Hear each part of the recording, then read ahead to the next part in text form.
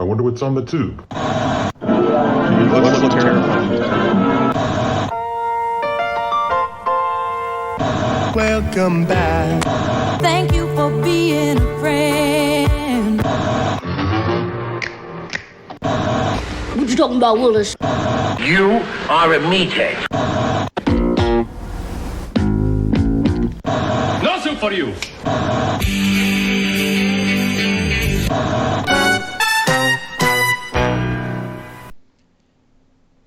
Welcome, everyone, to another episode of Sitcom My Face.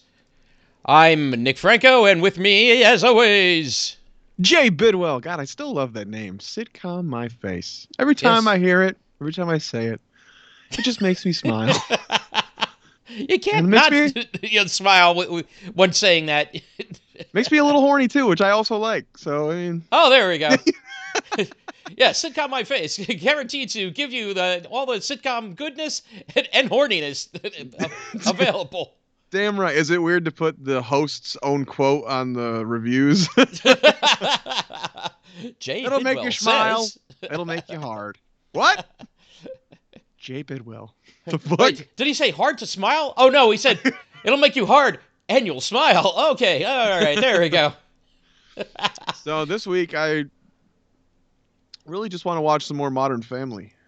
Yeah, I had a lot of fun watching that show, and since I've also caught it in syndication, so it's like, oh, cool. You know, I've actually caught episodes that we watched, or that I also watched additional when we were planning last time. You've rewatched episodes already? That's impressive. Yeah. You're like, it's already worth rewatching the episodes I just watched. That's pretty good. Exactly. I learned a few tidbits about that afterwards. I think I watched a little YouTube doc on it, and one of them said that Matt LeBlanc was originally supposed to be Phil. Yes, I did read that. I was like, what the fuck? That would have been a whole different show, right? Oh, definitely. I'm trying to picture Matt LeBlanc in that role. Again, he does the dopey good, but I don't know if he would have had the full package. What, have you seen Man with a Plan, I think it's called? The other sitcom he did? No, that's the newer one from I think LeBlanc. it's on CBS. I believe you're right. And he plays the father of the family. It's all right. It's not a terrible show. It's got the wife. It ain't no Joey. Yeah, it's not as bad as Joey. And Joey is not great, but it's still not near the worst shit I've ever seen. Dre and Mateo's still going. Potato. Wait, but potato. But Dre and Mateo's still saying it's like, wait, I got killed on The Sopranos for this? Yeah. Yeah, I was trying to think of how Modern Family would be with him, and I was like, on that Man with a Plan, he's not bad, but he's no Phil. He's not. No. Again, Phil has it's not a total dopey characteristic, but he's just childish. That's, I think, one of the best ways to put him. You know, he was just a little more, apt to do silly things, say silly things. I did try one of the I don't know if it was one of the ones we watched, but there was an episode where they were talking about putting the salt in the chocolate milk.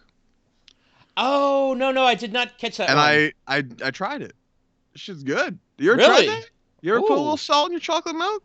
I've never tried salt in the chocolate milk. I know salt and chocolate is a combination used in certain desserts and that. Yeah, one of the episodes I watched, I think Manny had a little girlfriend or something, and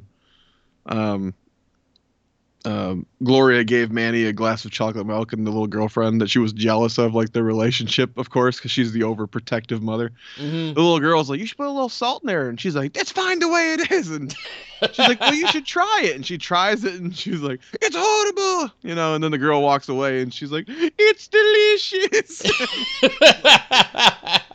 She was right. It was delicious. Yeah, that is going back to Modern Family again. I think that was a perfectly cast show too. I think just all the players were the right ones, the right choices. tell you, Yeah, this week's show is unlike other shows. Getting to this week's show, what did we watch this week, Jay? God, buddy. We watched a show that really made me wish I was watching Three's Company. Yeah. Or Married with Children. Mm-hmm. Or Just Shoot Me, or any other show besides the show we watched. So this was one you pulled up, right? Have we talked about this already? Yeah. Well, we were saying it's like we're gonna pull a show from like the early 2000s. So, we were shuffling through some of the shows from the early 2000s, and I was like, oh yeah, I had never actually watched A Simple Rules. Oh, this was your first viewing of this? This was my first viewing of this. It's just like I know the things that happened, and because of those things that happened, I figured, let's give it a shot. Let's see what the buzz was about.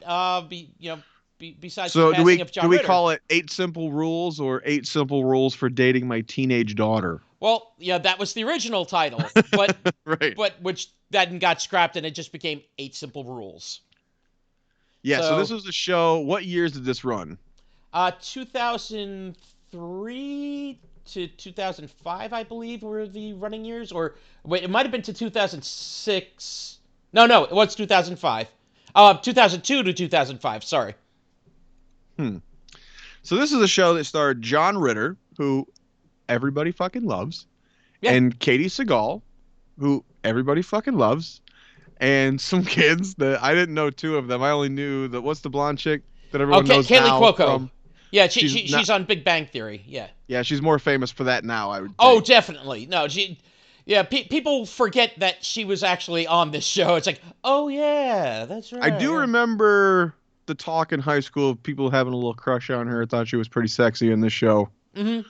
The few kids who were watching this the show, very watered down fucking family. Is it family friendly show? I mean, it's a weird line this show tries to walk. It does try to straddle the line here between family friendly and like family values versus the hey, let's get some cheap laughs at some like sexy humor or some risque bits, but it doesn't straddle the line well, and there's a lot that it doesn't do well. Yeah, so this is a family sitcom. You got your parents, you got 2 daughters and a son. Very, very generic, very bland. It's not one of the worst shows I've ever seen. No. Oh, it's definitely not the worst show, but yeah, we can think of many better. The weird thing about this show is that everyone on it is like super talented. And that's the odd thing about this show. Because, again, the pedigrees of the people that you've already named, again, Katie Seagal from Married with Children, and also known for Sons of Anarchy, and there's multiple shows that Katie has done greatly on. Did you love the roast clip I sent you with Anthony Jeselnik last night?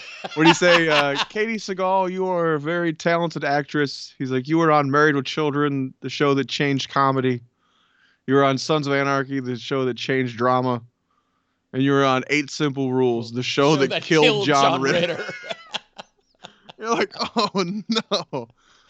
Oh no. I think the word last night that I used with you was the best way to put it, is this show neuters a lot of talented people. It's true. It's very true, unfortunately. And I don't think. Tell me if you agree on this. Again, you have the dad, John Ritter. You have the wife, Katie Seagal. You have the 2 daughters, Kaylee Cuoco and what's her name again? Amy something. Yeah. Amy Davidson. Thank you. That the younger sister was 23 years old when the show started. Wow. So she was actually older than her older sister. Right. Yeah, she was 23, and so by the end of it, she would be 26.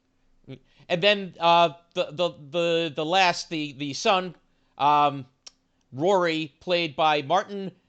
Now I don't know if this is a Nordic name or something, but Martin Spangers or Spaniards or I don't know. That is quite a name for a little white boy, huh? Yeah, it's like you said, you've got these, pedigrees, you got these really talented people, but I don't think any of the characters were really well defined, and I think that's one of the problems.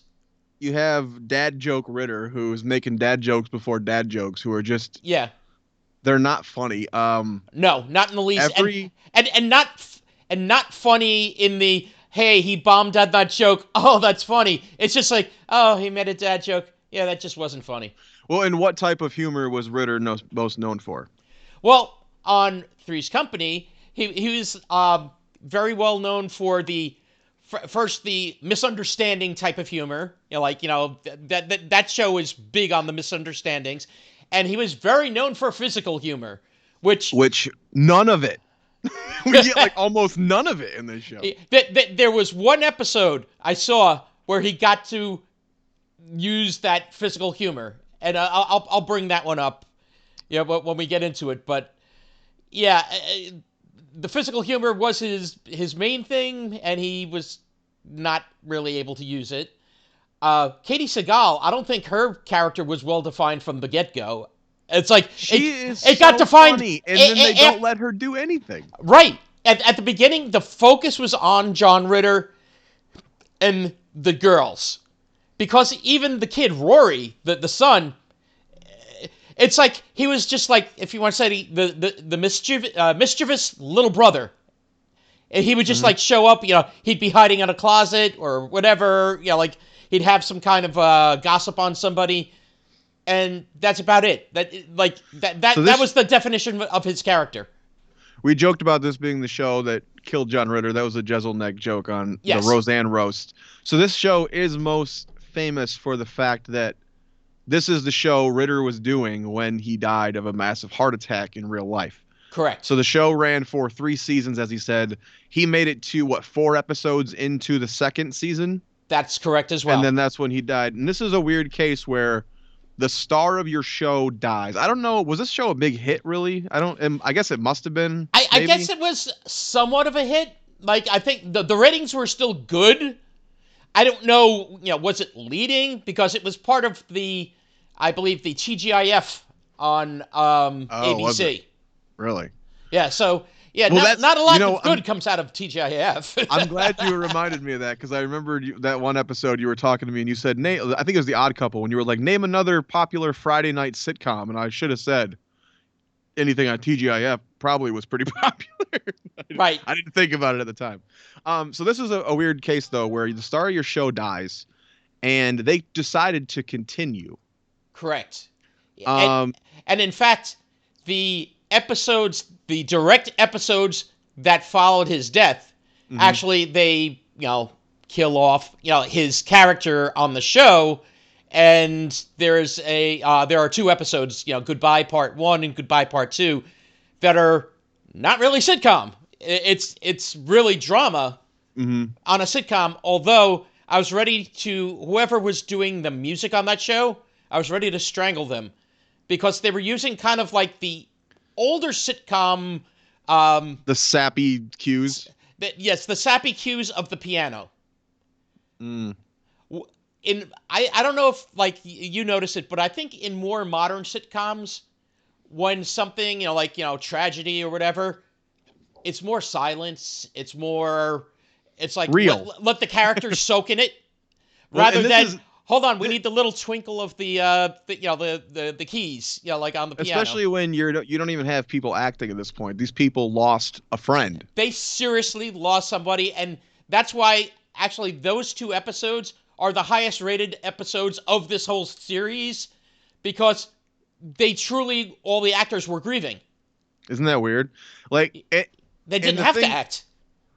It is weird though, because I wonder how long they took a hiatus. It said they took a hiatus. I don't know how long it was. They still have almost a full season, though. Yes. There's a lot of episodes in that 2nd season. Mm-hmm. So you're saying they have the 2 episodes they say are like, oh, these are dedicated to Ritter, but that's not the end of it. There's most of that season. Yeah. Is real somber, sad. There's not a lot of comedy in those following episodes. No, it's not till later. It's like when they introduce other characters later in that 2nd season. Well, It's a sitdra, Yeah. a situation drama. or the old dramedy. Yeah. They forgot the comma. They're the comedy in the fucking Yeah. in the sitcom. They was drama. Forgot the D. But they introduced other characters such as Kate's dad. Like Katie Seagal's dad, played by James Garner of the Rockford Files fame. Which James Garner is a great actor. I don't think he he's is funny. Yeah, I didn't know him particularly for humor. He was, the strange thing is, I don't know if you ever watched the old Rockford Files. He was like, he had that sort of kind of like sarcastic, funny type of He was kind of funny in Maverick. Yes, yeah, that's true. But no, he comes into this show, and I think he's supposed to be part of the grieving process, but we already have enough of that. So I feel like you should have brought in the funny characters quicker, right? Yeah. You don't need another somber, bland character on this show when everyone's already distraught. But the other, another character that was brought in also during the Goodbye episodes, another sitcom special, being that going back a couple of episodes, Suzanne Pleshette plays Kate's mom. And I was like, wait, is that Suzanne Pleshette? We're watching the show, it's like, oh my God. So it's like, you're bringing in all these heavy hitters. How did they write her out again then? Yeah, and then afterwards, you didn't see her. Did she go home and leave their husband there, or were they divorced? I believe they were, when they came in for those Goodbye episodes, they were, what do you call it? They were separated, but okay. not divorced. But the way she took it was more as like a kind of, well, yeah, it's separated, but this is a for good type of thing. So, yeah, it's a whole season where you go, man, I wish they'd get back to the comedy, but then you think, well, the comedy that they were doing wasn't that good anyway. A lot of period jokes, a lot of teenage girl period jokes. Yes. I think I watched 3 or 4 in a row where in the first 5 minutes they had a period joke. Yeah, no, I remember like a couple of like, the John Ritter discomfort, like trying to, bring up, like, is it her time of month? But it's like, is it your, I forget like the different and euphemisms he was giving, but like none of them were hitting. There was literally a handful of episodes. They all had the same fucking joke, but like reworded, and it was all like teenage girl period jokes. Mm-hmm. And you go, what? Why? You have this physical comedian who's brilliant, and John Ritter. You don't let him do any of that. I don't know if he was too old at this point, or he just wasn't into. He wanted to do something else. You have Peg Bundy, one of the funniest fucking wives on television ever, and you just make her the naggy, bland, boring mother. Yeah. You don't give her anything to do. Until the passing of John. Then they actually started giving her more, because now you're down to your main character. So, okay, let's put the focus on her more. So afterwards... Well, they gave her stories, but they didn't give her comedy.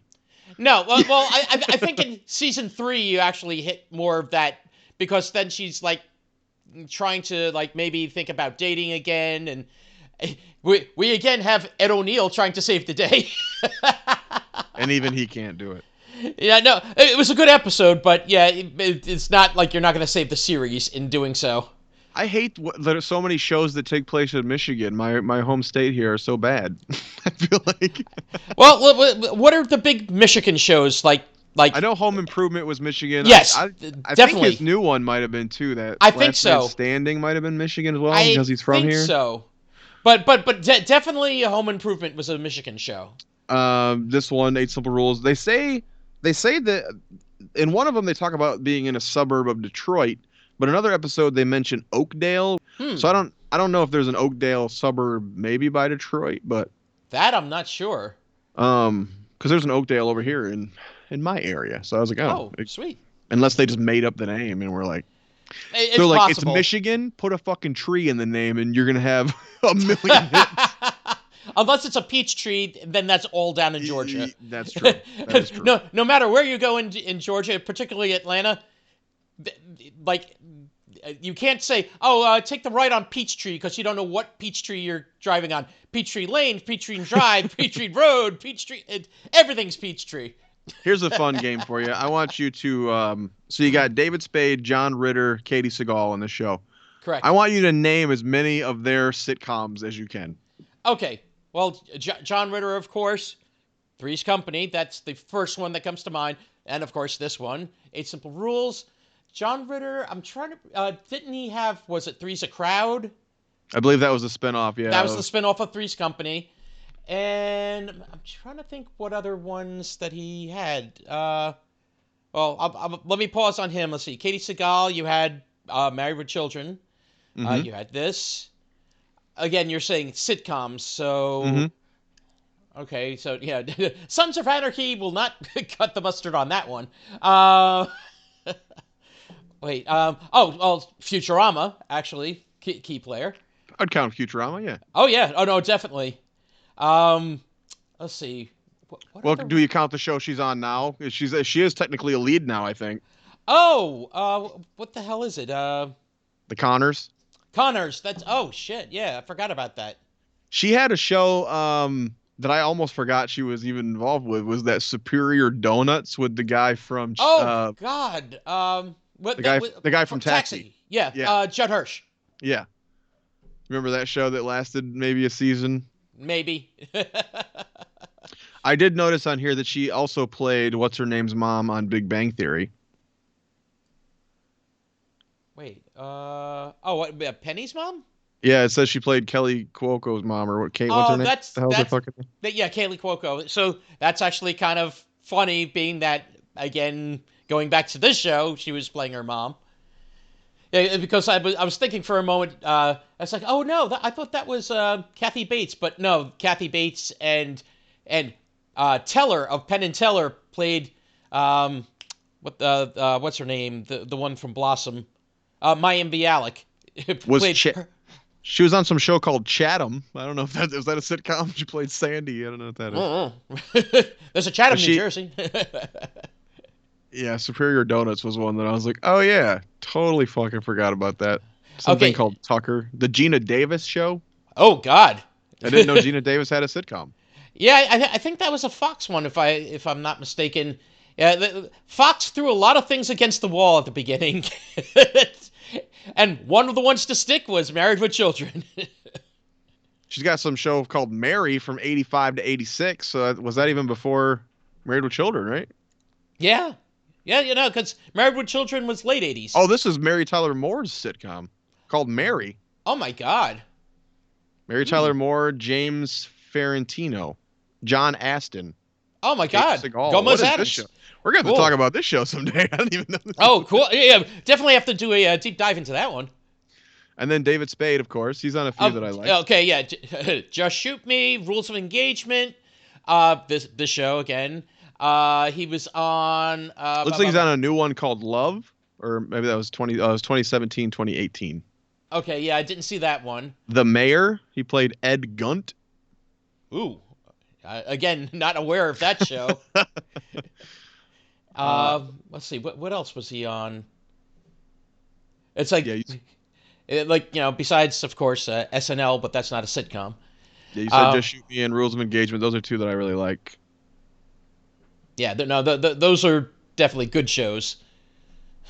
But getting back to this show, I think part of what they were thinking is by bringing these heavy hitters in from other sitcoms, you're going to have the nostalgia for these actors and actresses from those sitcoms, and this show can ride that until it really makes it. And how'd that work out? Well, how'd that work out? I'd ask John, but yeah, he's not answering now.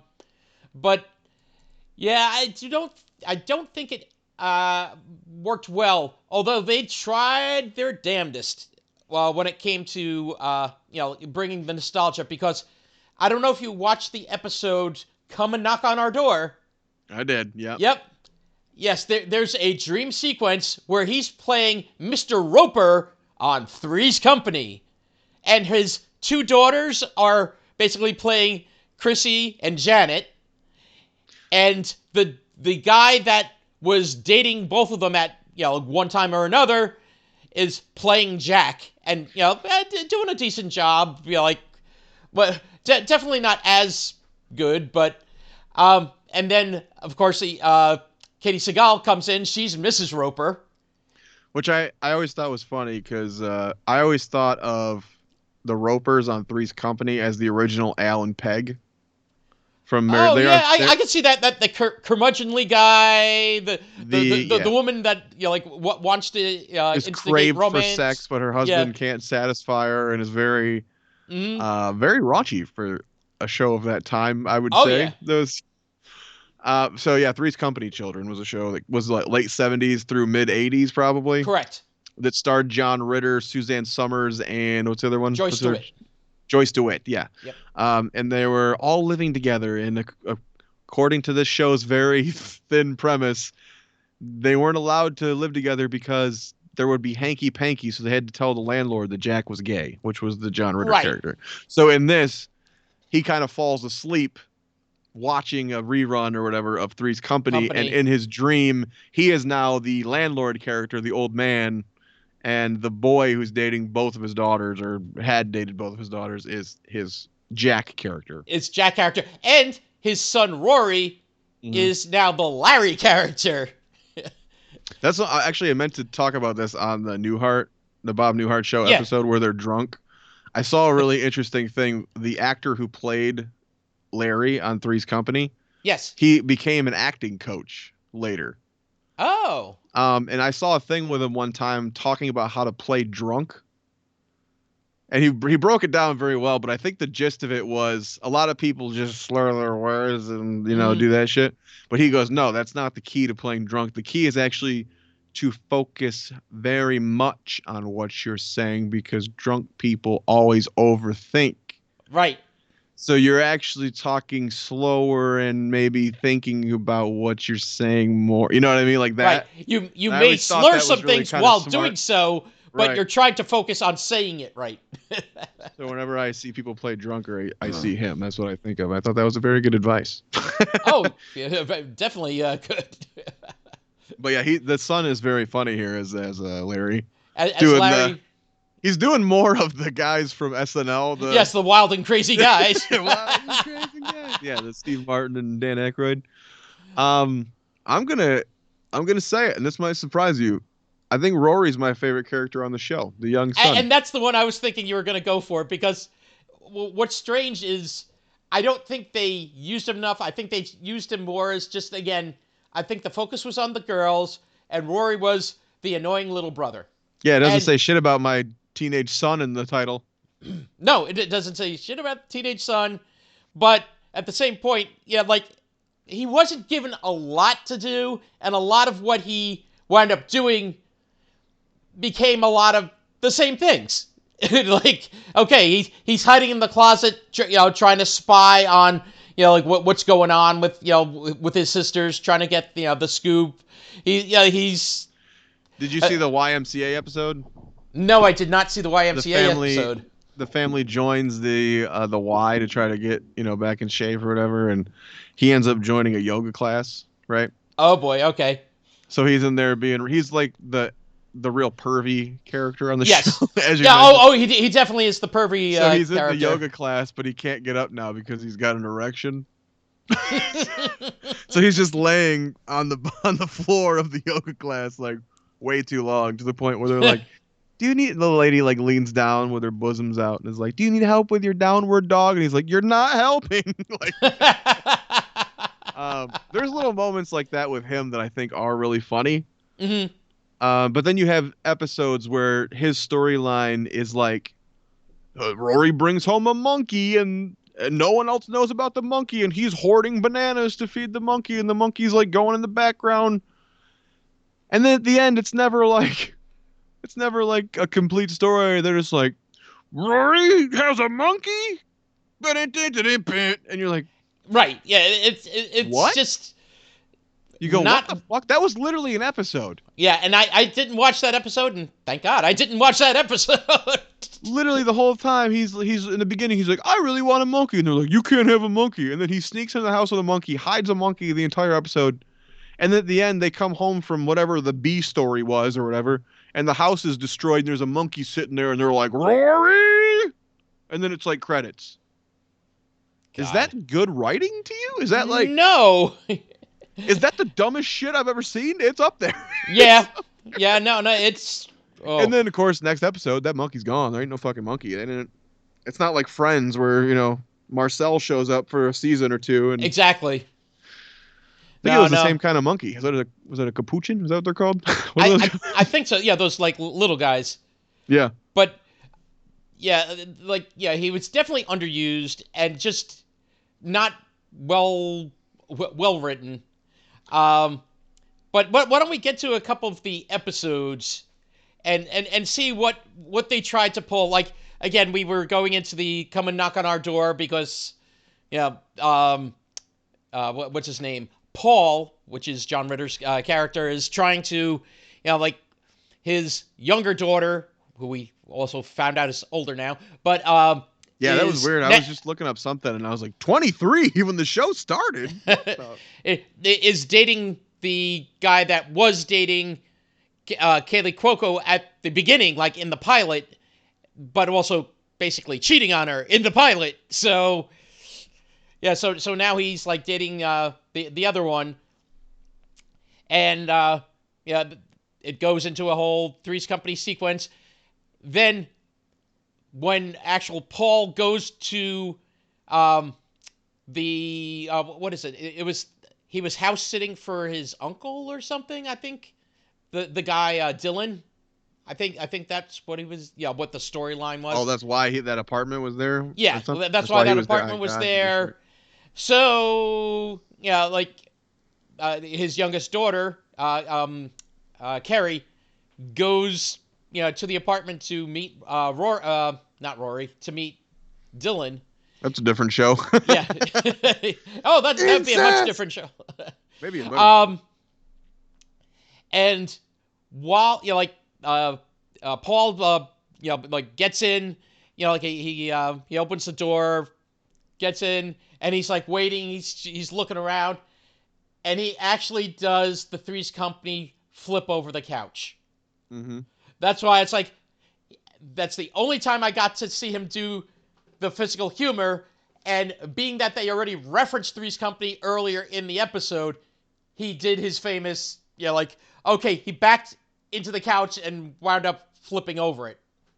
There was something, I don't remember what show it was, but there was some show where I think Dick Van Dyke played the father type of the main cast or whatever. Oh, and he was the was he the grandfather on that? No. He was the dad, Dick Van Dyke, on that one. I'm pretty sure. Are you talking about Dick Van Patten? Oh, that's Dick Van Patten. Sorry. Wait. No, Dick Van Dyke. So, Dick you Van remember Dyke. on the Dick, my Dick bad. Van Dyke show, the classic opening, he walks in and trips over the ottoman? Oh. Right. Whoop. Yeah, as he trips over the ottoman. There was some other show, like in the 90s or whatever it was, where he played the grandfather, and he showed up in an episode, and he walks into the house, trips over the ottoman. And he goes, "You should really move that," or something like that. And it was that kind of little callback to his classic. So this is what this kind of reminded me of, because he comes into this apartment that is still set up in the exact way from Three's Company. Yes. Even though it's just redecorated a little bit. Yeah. Modernized or whatever. And he trips over the same step that he always tripped over on the show. So those little callbacks are fun. But yeah, then he does the whole flip over the couch. Yep. And yeah, that episode, those were the highlights of the episode. Well, the ending, you got to talk about the ending where he wakes up in bed. Yeah. Oh, yes. Yes. I was kind of waiting for like Suzanne Summers or somebody to be laying next to him. Yep. That's what I thought. We don't get Joyce DeWitt or Suzanne Summers. Who does he wake up next to? He wakes up to Don Knotts as Mr. Furley. Yeah. And again, what if he's willing to do a cameo and be Furley? What a great thing this could have been. Exactly. And what do they do? Whoop, whoop, whoop, whoop, whoop, whoop, whoop. Cut credits. Yeah. It's like he kind of like blah, blah, blah, and it's then goes, Katie Seagal. I always knew you were a fruit or something like that. Yes, that's it. And And you're like, then he wakes up, and then credits. this is the problem with this fucking show, bro. Is it's okay. I'm not gonna sit here and say it's the worst show I've ever seen. I've definitely No. seen worse shows. It is so perfectly bland and average and boring that it's disappointing because of all the amazing people involved and the potential. That's the big word. There's the potential in this show is fucking potential. Yes. Between the actors, actresses on the show, the setup, there's so many things they could have done. And again, the callbacks, like with Three's Company, you could callbacks with Married with Children. It's like you could do so many things, and you just kind of waste it. Yeah, that's what hurts the most. You gotta wonder. Did you look into the creators at all? Because I didn't. I wonder who was behind this, or if it was like a passion thing for Ritter. Maybe he wanted to come back, and it just feels so slapped together that they didn't even think about the possibilities. Well, apparently it was derived from a book. Like the series name and the premise were from a book by W. Bruce Do you know Cameron. the 8 simple rules that they're referring to? Yes, there are. I have those 8 simple rules. I had to take a picture of this too because I was like, oh. Yes. Number 1. What is number 1, Jay? Use your hands on my daughter and you'll lose them afterwards. Ah, yes. Number 2. You make her cry, I make you cry. Number 3. Safe sex is a myth. Anything you try will be hazardous to your health. Number 4. Bring her home late. There's no next date. Number 5. If you pull into my driveway and honk, you better be dropping off a package because you're sure not picking anything up. Only delivery men honk. Dates ring doorbells once. Yes. Yeah, and in fact, in the pilot episode, Dylan was honking his horn, and then finally comes to the door, and we are treated to this rule. So, number 6, no complaining while you're waiting for her. If you're bored, change my oil. Number 7, if your pants hang off your hips, I'll gladly secure them with my staple gun. And number 8, dates must be in a crowded public place. In crowded public places. You want romance? Read a book. I was like, oh, there actually are rules, so that must be part of the book. Was it like a self-help book or some? Was it weird, like, or was it a funny, like a comedy book? I guess it was a comedy book, like, because again, this show is based on the premise of the book. It's like when they made that William Shatner show with the like weird shit my dad says. Wasn't Oh, that like shit based my on like dad says. a Twitter account or something? Yep. Yeah, actually, I'll admit, I there were parts of that show I actually kind of liked. I don't know if I ever caught it, to be honest.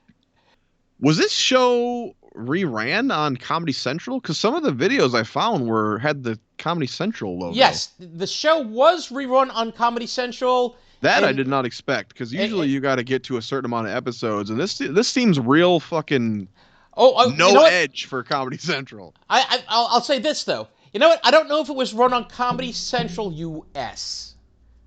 Comedy Central UK had the rights. Okay, because I saw one video, I think it was even on the IMDb, where the trailer was playing, but it had that little Comedy Central logo, and I was like, no way. I don't feel like Comedy Central would air this bland shit. Nah. They usually got to have a little bit of edge to them, you know? Yeah, no, normally the Comedy Central shows do have that. Why don't we go to the other season 1 episode we were talking about? You mentioned the Doyle wedding. Mm-hmm. And so this is where you have your Ratzenberger and Shelley Long. Yes, of Cheers fame. Now, again, let's pull from the talented people from other sitcoms. Mm-hmm. Well, the Shelley Long connection. So we talked about Modern Family last episode. Yep. I told you she was the Al Bundy's wife. She was Ed O'Neill's ex-wife. Right, the one he Modern talks about. Family, and now she's in here with Katie Seagal. So now she's worked with Al and Peg. There we go. I'm telling you, everything we talk about comes back to Married with Children. You can't escape it. Yeah. Married with Children is the center of the universe. Isn't that weird? It is weird. It's the center of the sitcom universe is. It is facts. But yeah, so the two of them, they play neighbors that are very straight-laced, uptight. Yeah. Yeah. Like Shelley Long actually was probably the funniest part of this episode. Yeah. She plays the real proper. They're a real nerdy family, and very much. She's got this little catchphrase she keeps doing. Yeah, yeah, yeah. That actually made me laugh. Yes, and yeah, there were little bits of that I was like, okay, yeah, this is kind of funny. Who do kids know John Ratzenberger as? Well, he was Cliff from Cheers. Kids won't know him from that. Yeah, yes, many kids know like about. They'll know him from the Toy Story movies, though. But they will know him from the Toy Story movies. He was the pig, the piggy bank. Ham, right? Was that his Ham? name? Yeah. And he's in every. Well, he was up to a point in every Pixar movie. Yeah, that's right. He had a thing. He was even if it's one scene, he was just at least in one scene. He would be a voice actor. So, yeah, John Ratzenberger was Mr. Pixar for a long time. In recent times, I don't know if he is. What was the running joke with Bridget, where she had knew the older son of theirs? Yes, from as Dorky Donnie. And he was real dork, and she was kind of avoiding him the whole episode. But her sister laid eyes on him, and he had now become like a handsome young man. Yep. But she didn't want her sister to know because it was funnier that way. Right. So. And then the Hennessy's, that is the family, by the way, of John Ritter and Katie Seagal. They're invited now to the wedding of Doyle's one daughter. And, what is it? Yeah, Paul gets to do like a little roast, little intro thing there. And Katie Seagal, Kate, she gets to actually sing. And so, here, let me say this too. So this is an episode, and usually I would never say this because wedding episodes are boring. This family, this weird ass family, is kind of the best part of the episode. Ratzenberger and his wife. This is one time where 2/3 of the episode isn't even at the wedding. It's them talking about the fucking wedding. Yep. The entire episode, and then you get like 2 minutes of the wedding, and it's over. Yeah, and then finally, Bridget, Kaylee Cuoco sees Dorky Donnie, and he's no longer dorky, and she is quite smitten. I'm the first one to bitch about boring ass wedding episodes, but now you have a family that actually you could have made it a weird, like maybe they have weird things going on at the wedding, rituals, all this weird shit. And you don't even do it. You spend 2/3 of the episode, the family's trying to make up excuses of why they can't go. Mm-hmm. You're like, fuck you. You finally bring in some guest stars that are way more interesting than all of you. And then you're just going to talk about how you don't want to go to the wedding. And then boom, you go to the wedding and it's over. Although I will say... Again, wasted potential. One thing about the avoidance, I love how... Shelley Long, her character brings up Kate's condition because what every time Kate sees her in like the parking lot at the store, she drops her keys so she can avoid. So basically, Shelley Long keeps thinking that she's got a condition, she can't hold on to her keys. The funniest part of it was the way she worded it too. She's like, and it takes you like an awful long time to right yourself. Because she's probably just hiding behind the fucking car waiting for her to leave, But the way I think Shelley Long is the funniest part of this episode. I was pretty impressed. That's why later in one of the episodes we watched, when she's replaced, I was kind of sad because I was like, same here. She was actually like the bright spot for a moment there. And again, who was she replaced by? But more sitcom. Yeah, like a big name or whatever. Yeah, Shirley from Laverne and Shirley. Yeah, Shirley from Laverne and Shirley. Cindy Williams herself. So... And she doesn't even do that, yeah. Nope, she didn't do the yeah. I kept waiting for her to do it. She didn't do it. In fact, they didn't let her do as much the talking as the wife in this one. It was more John Ratzenberger. So the Doyle wedding, it's not a great episode. It's like a... whatever. It's but on some of those top 10 lists we were looking for, it was up there. Doyle wedding was one of the ones, And well, that's the thing is when you have a lake full of shit, you're gonna catch any fish you catch is gonna be, I guess, one of the better. Well, it's the same as the rest of them, but it's a little better because there's less shit on it. I don't know. right. But yeah, and then we go into season 2, the follow-up episode to this, which is episode 4, which is Donnie Goes AWOL, where Dorky Donnie, his parents are sending him a video letter. So they give the video camera to Paul and Kate to give to Bridget to send a message to Donnie. And the only note I took on this episode is literally Donnie Goes AWOL, replace Mrs. Doyle, fuck this show.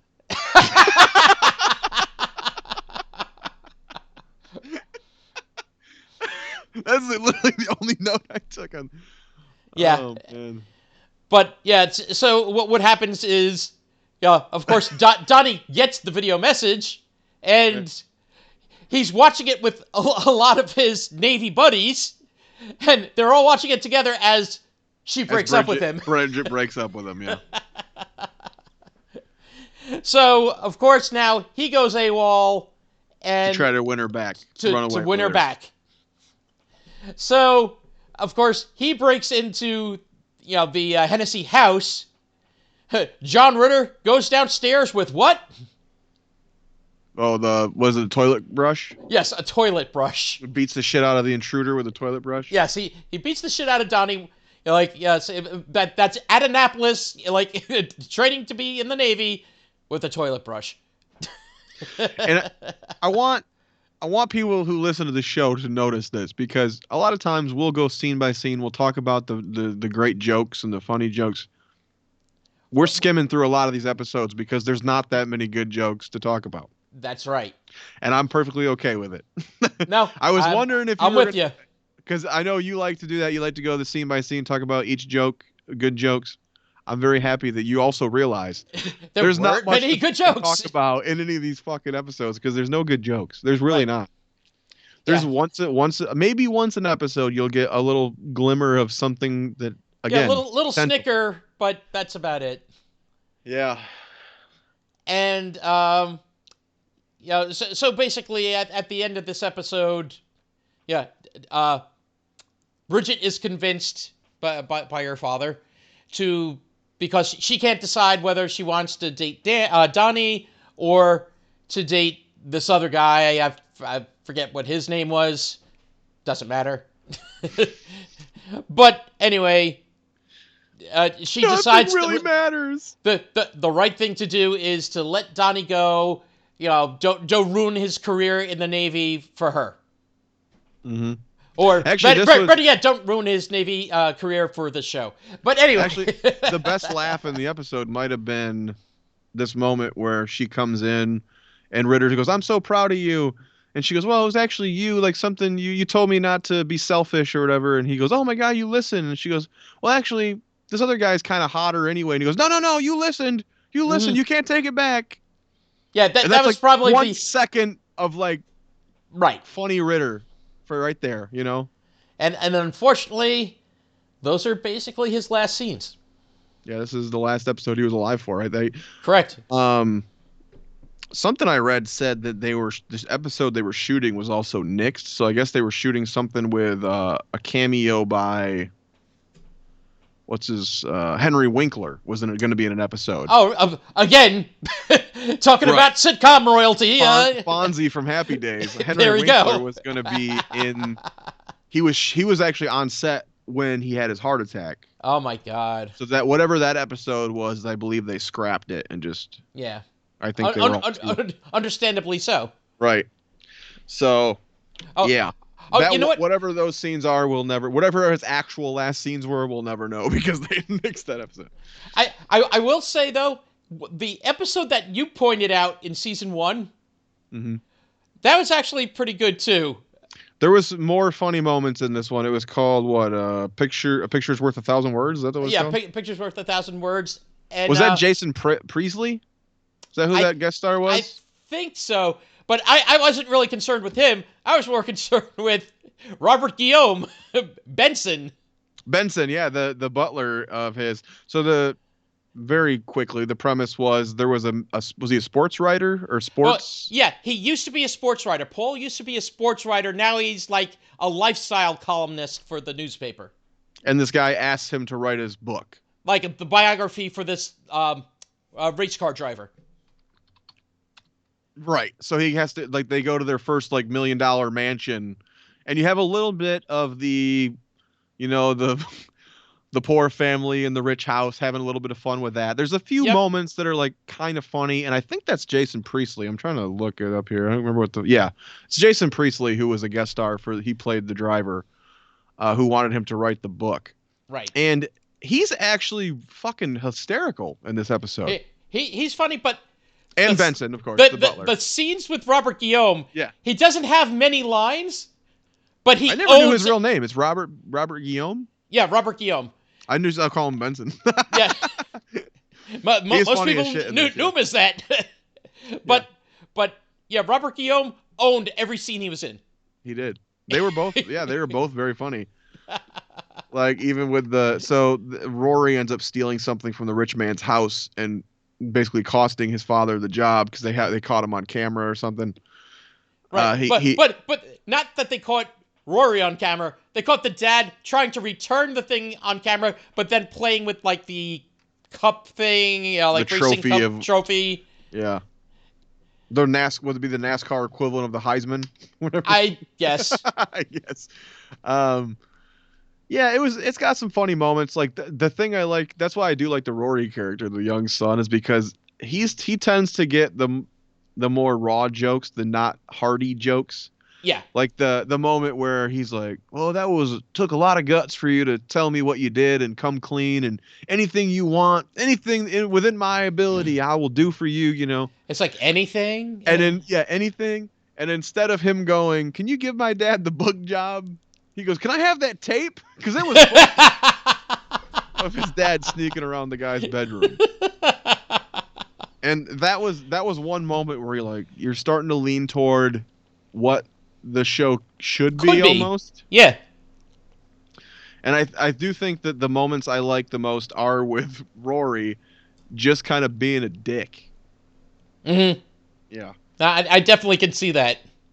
Because the Daughters, it always ends in, like you said, that sappy piano music. Dad, you were right, or Mom, I love you. And you don't get a lot of that with Rory. He's always kind of the funny one, which I prefer. Yeah, and it's a sitcom. Yeah, we can have heart-filled moments in that, but can we get a Rory spin-off? You don't want to just use the same formula over and over and over and over, especially when it's not working in the first place. I think also with him, you just can't make period jokes, which I was glad to get a fucking break from the period jokes. Right. Period. Sorry, but we'll jump to the third season because, well, why not? The last season of this show. Now the steady characters are, as you said, as the grandpa, you have James Garner, and you have David Spade as CJ, who is the nephew of Katie Seagal. The weird thing I noticed this season is they almost tried to flip it to a workplace sitcom. Did you notice that? Well, I know, like she gets the job as the school nurse. Mm-hmm. And then David Spade gets a teaching job or a sub job at the school. And they start doing a lot more episodes at the school with the other teachers and stuff. And it almost feels like they're trying to reformat a little bit. Well, plus also a lot of the show is now not focused on the kids. The show is more focused on Kate. It's focused on CJ. It's focused on the grandfather. It's focused on everybody but the kids now. Yeah, that is kind of true. I just noticed a lot more there where we're like, wow, and except for the one we are going to discuss, the main episode that we're going to discuss, that was all at home. Mm-hmm. With the Ed O'Neill guest starring. But a lot of those third season ones that I did watch were, I think I watched about 10 or 11 of these fucking things, and None of these shows have felt like homework like this one did. Yeah. Holy shit. I was like, am I fucking done yet?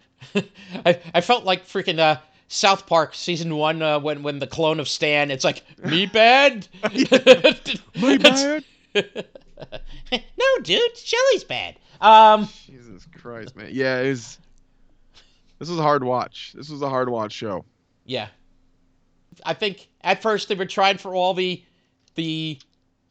sitcom nostalgia, like, and good faith to float this forward, and by the end it became a floater. One show I hope we do discuss someday, because it's a weird study in sitcoms, is a show that actually another Married with Children tie-in is Up All Night with Christina Applegate. I don't remember that one. It was a show, it ran 2 seasons. The first season is a workplace comedy. It didn't work. It was an NBC show. Okay. Season 2, they decided to reformat, made it a home family sitcom. Didn't work.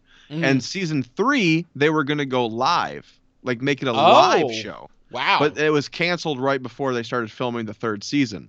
Got it. But it's a weird study. They'd covered every gamut they could. Damn. Trying to save this show. It was her and Will Arnett. Okay. And shit, by the way, a belated happy 50th to Christina Applegate. She just turned 50, I think, last week. My first true love. Oh, there we go. What's the half black chick from SNL that I can't remember her fucking name? It was funny as shit.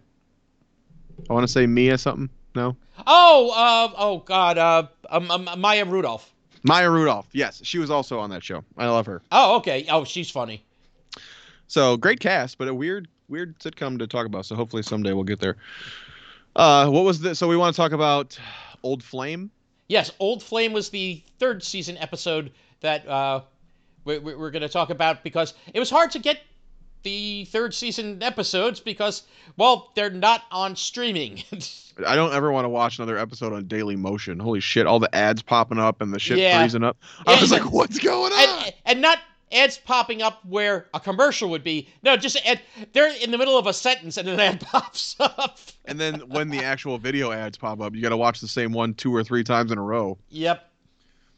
But so this is an episode where Katie has an old boyfriend and she sends him an email. And she was thinking of sending the email, and David Spade decided for her, CJ.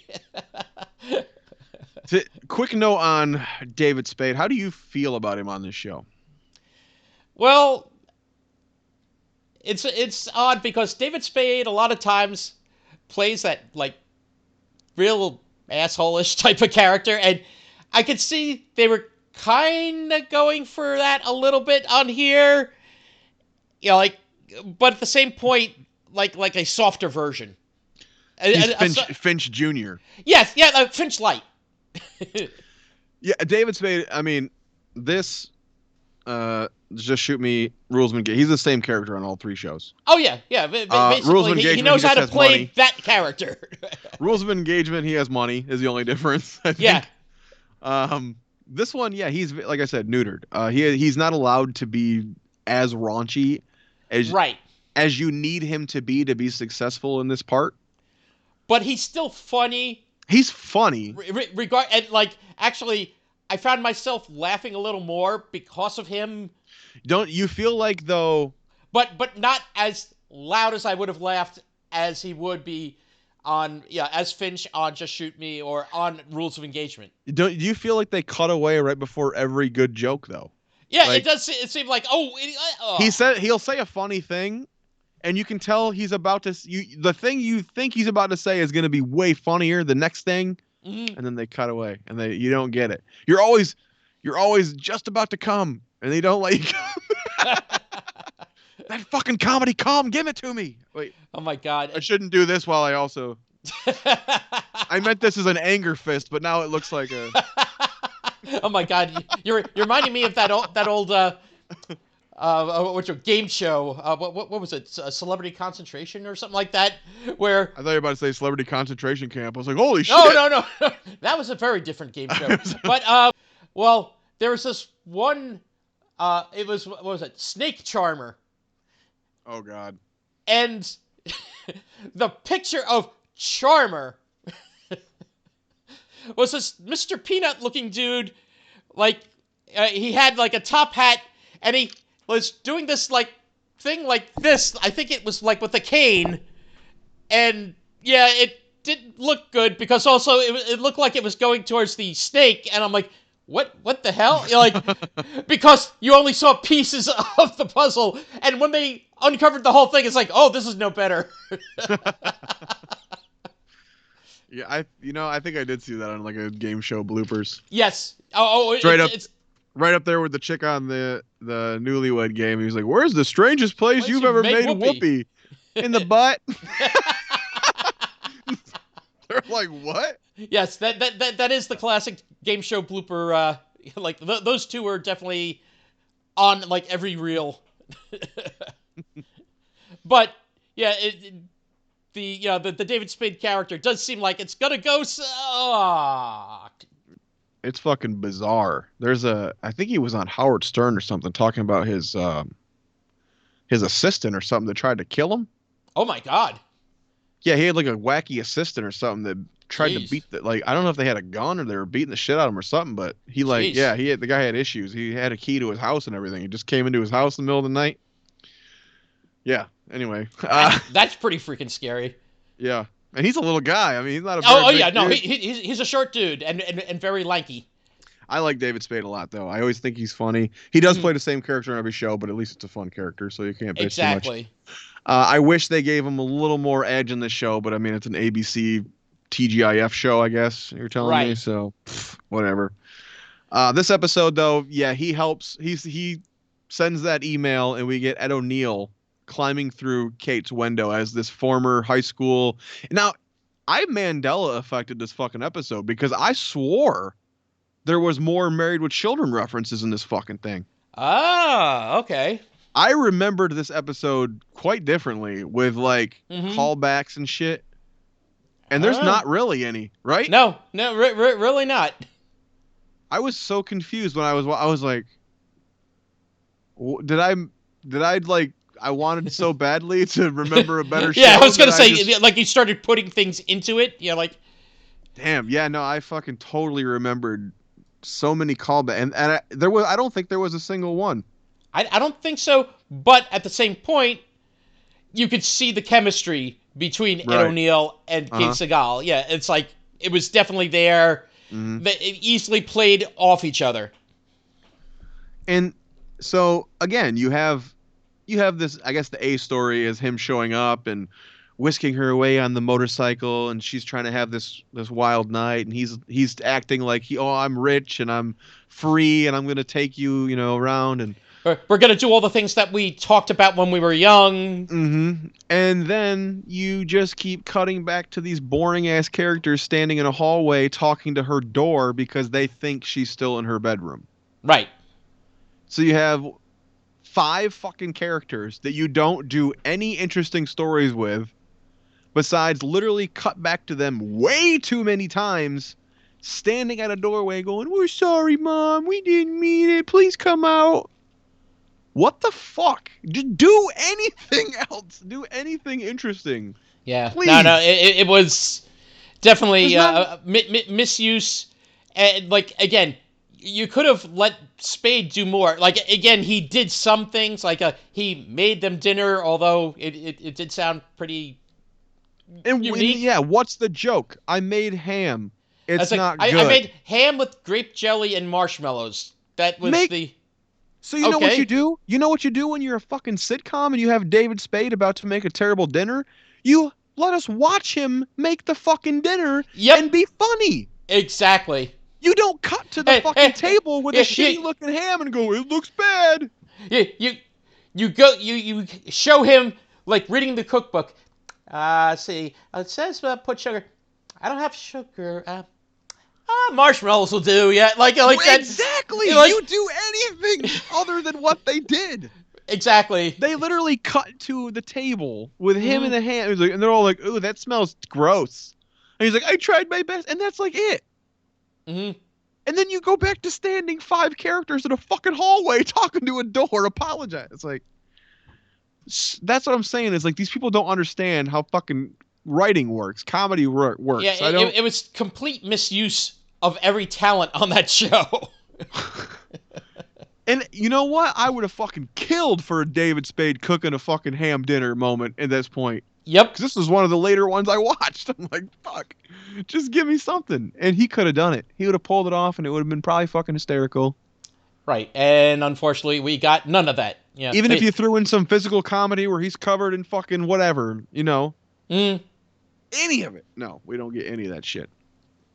So, I mean, yeah, you get Ed O'Neill and Katie Seagal hanging out in a clock tower, and we're gonna kiss the gargoyle. That's the thing that apparently the kids did, and I mean, it's okay, and it's like, again, he's just a guest star, so it's not like maybe if you were building to a relationship with this character, it would have more of an impact. They're not. I mean, it's a 1-episode gig, right? Because it turns out he is still married. He's still a roofing salesman, and yeah. So again, maybe the episode I had in my head was even slightly better than this bullshit because I thought there was Married with Children references. I remembered fucking Married with Children references. They're not even in this episode. Nah, it's... I had to make up my own enjoyment of this episode back in the day when I saw it, apparently. Weird fact I found when I was looking for the location, when I was Googling like where it takes place. Yeah. About the Michigan thing. They said this is the same house from the show Sister Sister. And they must be the exterior. Oh, maybe. I don't think it's the set, but I'm thinking maybe they mean the exterior of the house. That's quite possible. Because that show also did take place in Detroit. Ah, okay. So I did not realize that. I remember liking that show as a kid, but I wonder how well that holds up. Probably not well. I'm not sure. That was Jack A. and I forget the dad's name, but he was actually kind of funny. But definitely another one we can swing back around to in our watching quest. The only other episode definitely this quest came up with a lot of fool's gold. The only other episode that like had any moments, I think I sent you a picture. What's the guy that we knew from the Bob Newhart show? Oh, shit. Okay. He shows up. There's an episode where I think they go to Florida. Yeah, and it's like I'm spring trying to remember break. The guy's name. They're on spring break, and Rory befriends the old man, and it's the actor from the Bob Newhart show that we had discussed. He's an actor that used to show up on Home Improvement a lot too.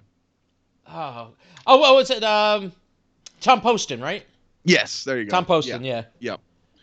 He showed up on a lot of episodes of Home Improvement. I remember that too. Yeah, he was on Home Improvement. As different characters, I believe.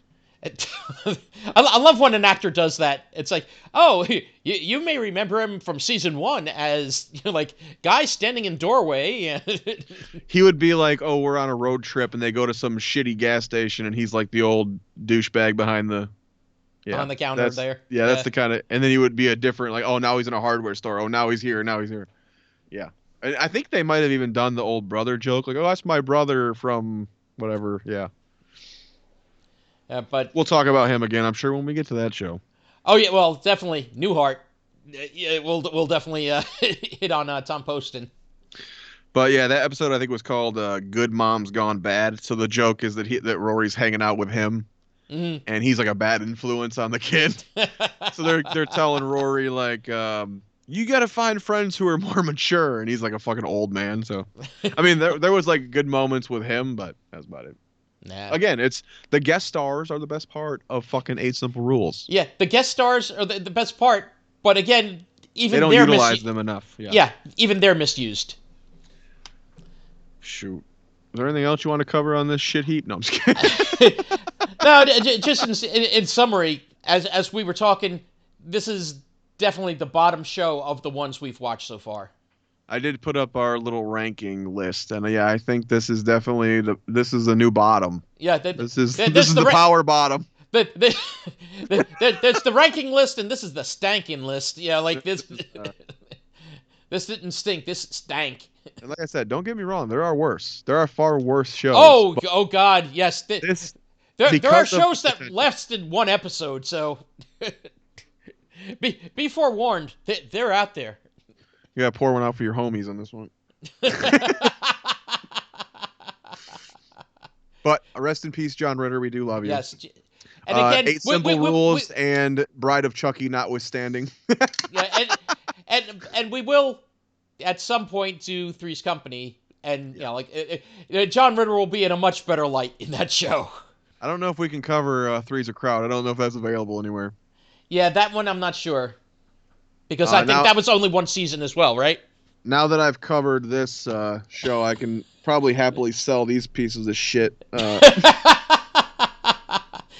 Season 1 and Season 2, and like we talked about, Season 3 has not been released on DVD in any form. Well, Season 2, as you found out, Lionsgate had acquired the rights. And especially at the time of this, Lionsgate was a company that was basically only known for like Saw, like before Saw, real shitty horror movies. But then Saw became their big baby, I think. So yeah. Well, unfortunately, this big baby messed itself. Fuck yes, it did. That girl does not look 23 years old, by the way. What the fuck? No. No. And the crazy part is, Kaylee Cuoco, she's supposed to be the older sister. She does look to be the older sister. In fact, she looks like too old to be in high school, but she was basically at that edge. Like, I think she started like she was 18 when it started. Yeah. I think she was 16, 17, 18 in the show, yeah. So, yeah. Oh, well. Well, 8 Simple Rules, we knew you. Well, we wish we didn't, but we knew you. I watched a kind of sitcom-related movie the other day that I remembered from my youth but hadn't seen it forever. Was the Leave It to Beaver movie. Oh, my God. You ever see that shit? I forgot about, like, that trend of, like, let's take an old sitcom and let's make a motion picture out of it. What annoyed me was I was at Universal Studios, the tour in Hollywood, when I was like 16, I think. Mm-hmm. And we were on the back lot, and they were like, "Oh, there's the Leave It to Beaver house." And in my head, I was like, "Oh, that's from the show." Watching this movie, I'm like, "Oh, it's the fucking from the movie Leave It to Beaver." Yeah, not the TV show version. You fucking lied to me. It's like it's not the good Leave It to Beaver house. This is that Leave It to Beaver house. The only good thing was that some of the old cast members from the Leave It to Beaver show were in the movie. The original mom, June, was now the grandmother in this. Mm-hmm. And what's the friend, Wally? Yeah. He was Wally's dad in this. Gee, Wally. Yeah, so he was. So the new Wally was Wally Jr., and then the original Wally now was his dad. There's a few little cameos like that. You're like, okay, I get it. Oh, that's pretty cool. Yeah. Other than that, it's a real like made for kids, which is the thing that the main issue I have with a lot of these when you bring them back, Fuller House and like Girl Meets World, stuff like that, where you go aim for the audience that loved the show originally. Like, don't make it a kids show again. That doesn't make sense to me. Right. Fuller House, I feel like I totally get what you're saying because, it's a weird choice. They do that a lot, and this felt like that. It seemed like if you're aiming for the people who liked Leave It to Beaver, aim for their age now. Don't aim for their age then. Right. Because they're fucking.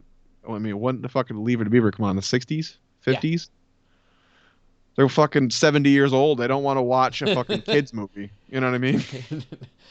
Yeah, at this point, it's Leave It to Beaver means like that's part of their last will and testament. Yeah. Oh yeah. My money, leave it to Beaver. Yeah. Don't have much time on this earth. That's the funniest thing you've ever said. That's amazing. I love that. Shit, I don't know if you're gonna get better now. You might want to call it. Thank you very much. Good night. Oh man. Do we know what we're covering next week? We don't yet, right? No, we don't have. But you know what? I know what it's not. Oh, okay. 8 Simple Rules. Actually, in a couple of weeks, we're getting into Christmas time. Mm-hmm. And I think we may have some surprises. Yes. Yes. So, yes, be prepared for some festive funnies. It's not a show we've ever mentioned before, I don't think. No, so. I don't think never, so. Not once. Never. Mm-mm. Nope. Not 100 times. Nope. Not 100. Not 1,000. Not even like putting that show into other shows or no. None of that. Well, shit. So, Well, I guess if there's if you want to reach out to us, please do contact us at sitcommyface@gmail.com. You can also hit our Facebook page at facebook.com/sitcommyface, and we're Twitter at sitcommyface. Damn right, dude. And if they want to join onto your Twitch there, JJ. Twitch.tv/bidwellfog, BIDWELLFOG. And me, I am twitch.tv/netnick191, NETNICK. Yeah. But and anything else you want to plug there, JJ? Just my butt, because it's seeping out 8 simple rules. Well, 8 simple somethings. I got a bad case of the 8 simple rules. Well, I guess I was going to say for 8 simple rules. No! For Sitcom My Face, I've been Nick Franco. And I've been Jay Bidwell. And we hope you'll Sitcom My Face. Thank you, everyone. Good night.